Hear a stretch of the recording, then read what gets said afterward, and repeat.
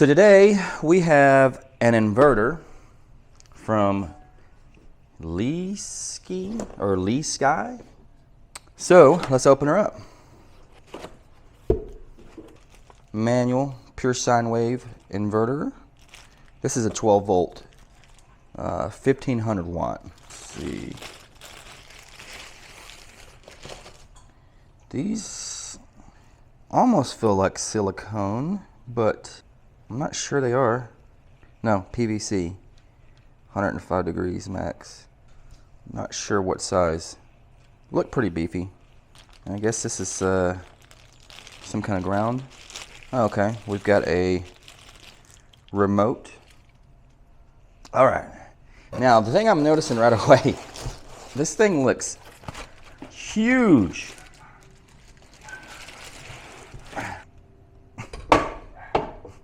Yeah, pretty large for a 1500 watt, which this might be a good thing because a lot of times they are so compact inside, like they're just crammed in all the components, and that doesn't do a whole lot of good for cooling. So if this is a larger shell and the components are spread out, there's going to be more of an airway path, and probably going to cool a lot better. It's got two big fans on the back side. They blow out. Well, let's hook it up and see what it does. All right, guys, getting hooked up to this 300 amp hour SFK battery, so we have plenty of power to run through it. First off, what you want to do when you're connecting these things is you want to use a large power resistor to charge up the caps in the inverter. So let's do that. This thing just limits the current so you don't get that giant inrush of current. Let's tighten it down. Let's turn it on. Let's see here. Power button.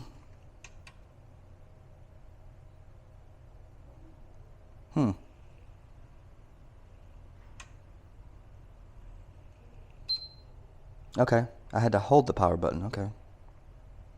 Is that how it works? Let's try that again. Off. So a single push does not turn it on. Hold it.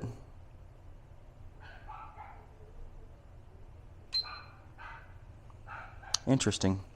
Let's try that again. Single push turns it off. A quick push does not turn on. Hold it. So you gotta hold it a little for just a second. So I guess that's interesting. So that keeps it from, if something bumps it, I guess that keeps it from just turning on and running your battery down. Let's check the idle consumption.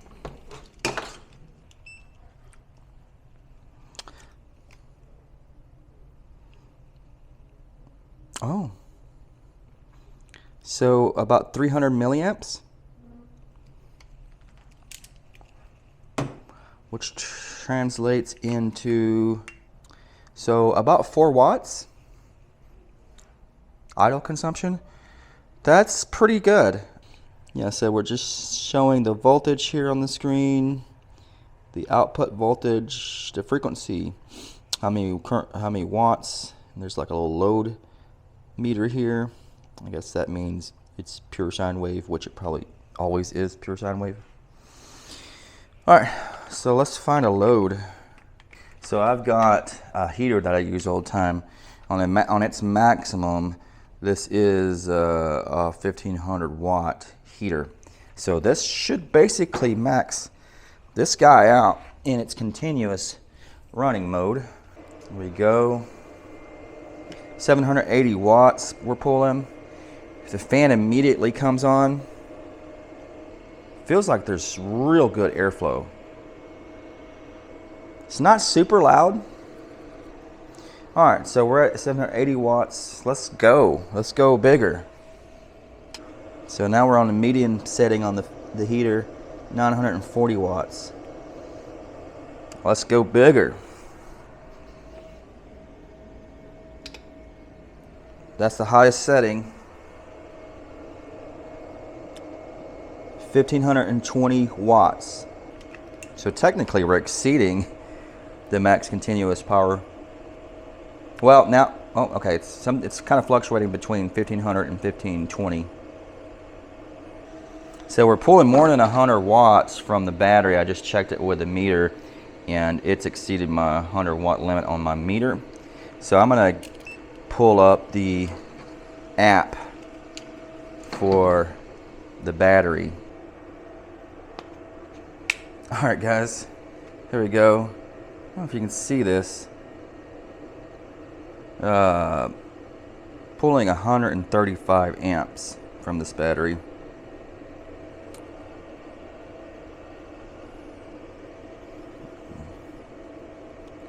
$1,745 watts.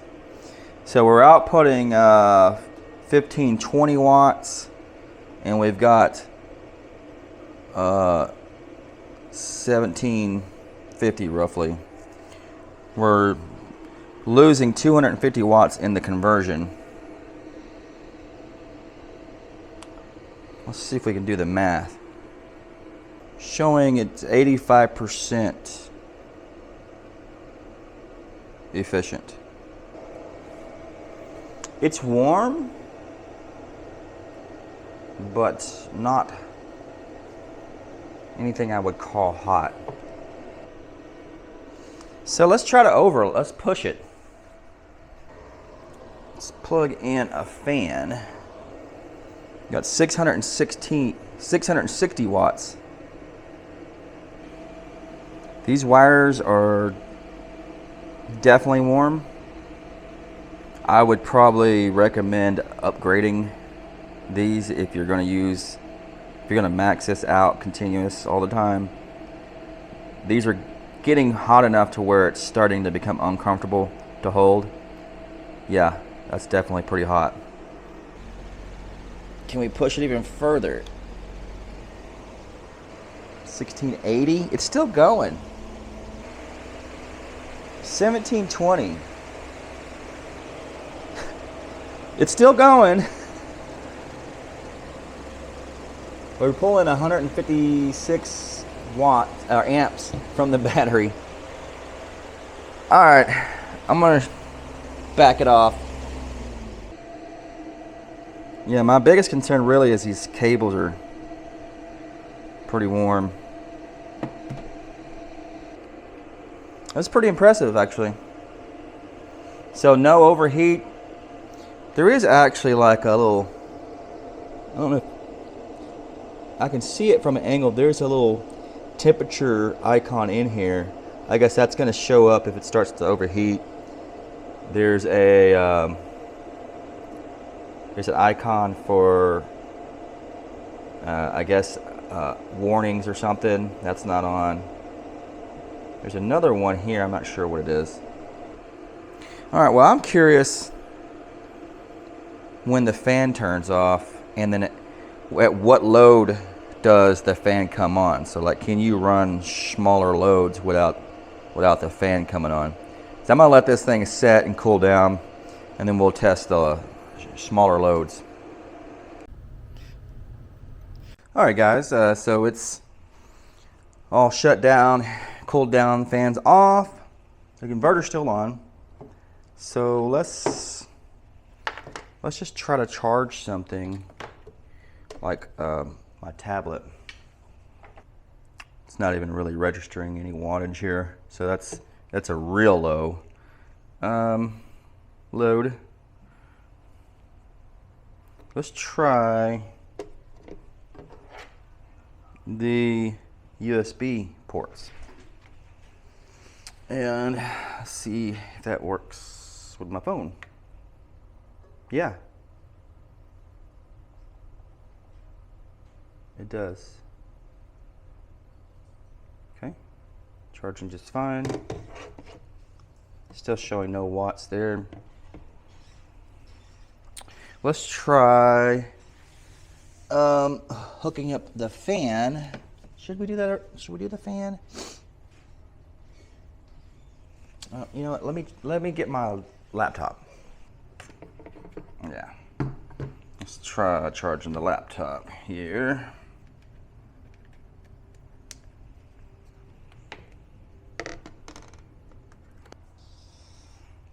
Okay, so it's showing 20 watts here.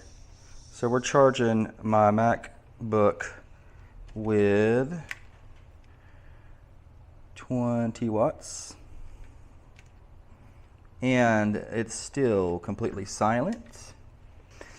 Okay, so you can charge your laptop, you can use your laptop, you can charge your phone without the fan coming on and driving you crazy, which is not that bad anyway. It's really not that loud. Some of these have like a real high piercing fan noise. That's the ones that are problematic. This one does not have that piercing kind of fan noise on it. Right, let's try the fan. All right, fan on low. Pulling 140 watts.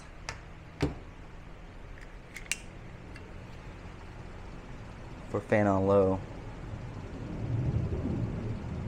Still silent. That's nice.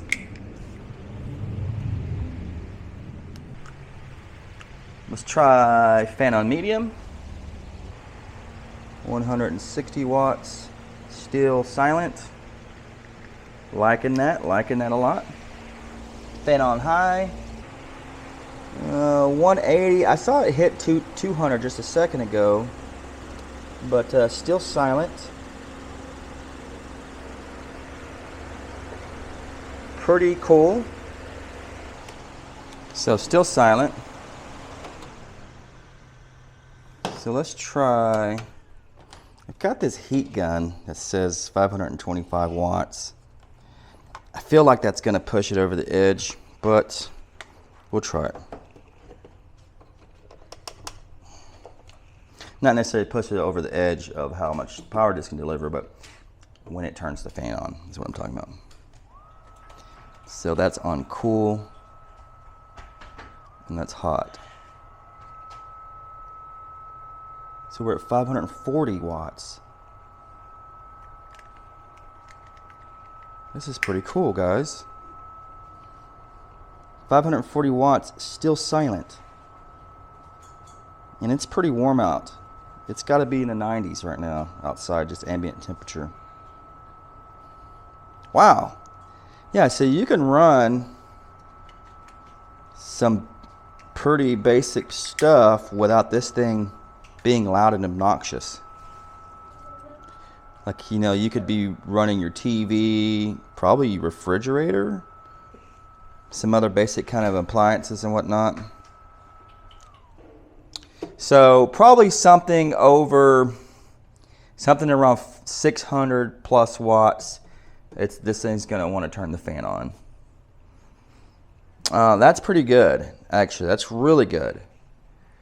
Just in comparison, this Ampeak, which is 1200 watts, so it's a little bit less wattage, but it's so much smaller. This thing is almost like half the size, and like it turns its fans on so quick. Like if you get close to 100 watts, it's turning these fans on, like, and they're loud. So this is not something that you'd want, to have in a living space or something like that.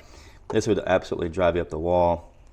Whereas this one, and I think it has a lot to do with the size. Like there's got to be a lot more room in there for the components to breathe.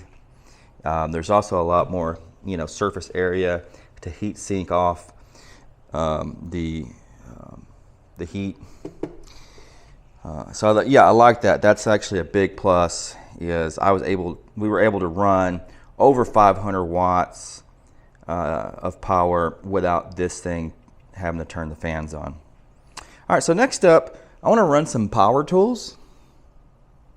All right, guys, I got a couple power tools set up here, and we're going to do some testing to see how the Leesky 1500 watt pure sine wave inverter handle some power tools. Let's turn the rack on. Let's try a router.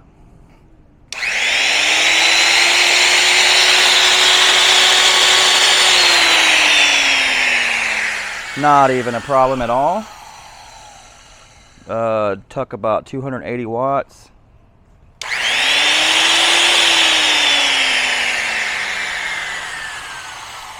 Surged out past 500. Fan didn't even come on. So let's do a little route on this board here. See how that goes.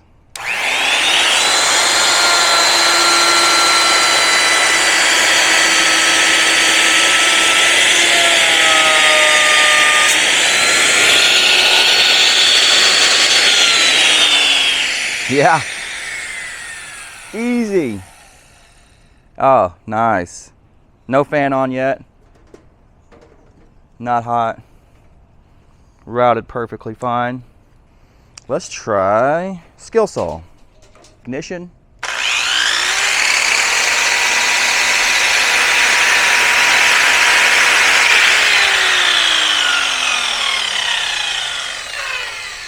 $500 to run it dry.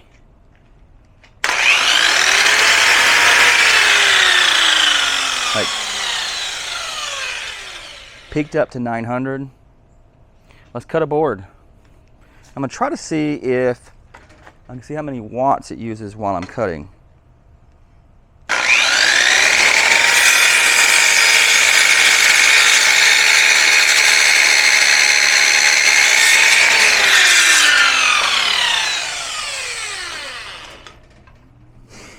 No problem, guys.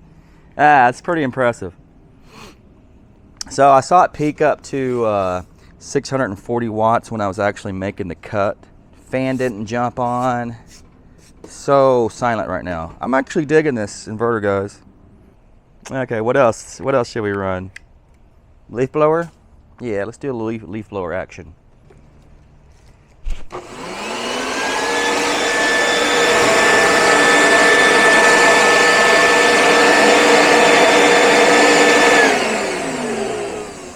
I saw 1140 watts on that thing, and the fan is still not on, and it's very cool. So I wonder if earlier, since it was in the sun, there was like sun beaming through the window. I wonder if that was making it a little bit warmer to where it was turning the fan on. This thing actually uses quite a bit of power.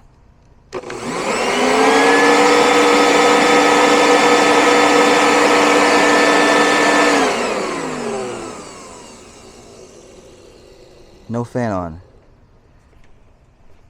I'm gonna look in the sides here and see if I see the fan spinning. I do. So the fan is spinning up when this is on, and we can't hear it. And as soon as I turn it off, it's off again. So cool. Okay.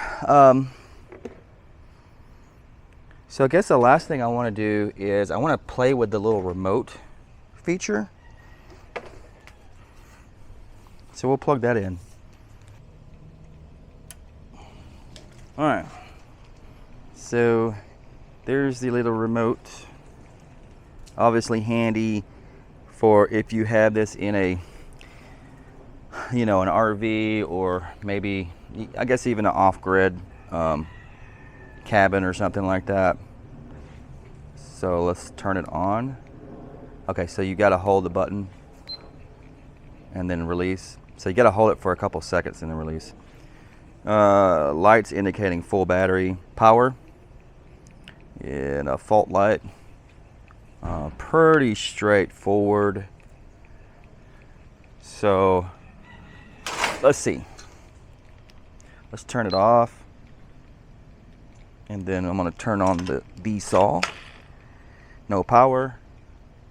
Turn on the inverter. There we go.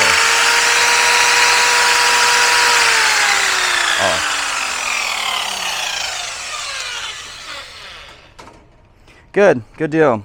So, you know, what is the use for this? Basically, you don't want to leave the inverter on all the time, because when you do, as you saw earlier, it was drawing about 4 watts of standby power.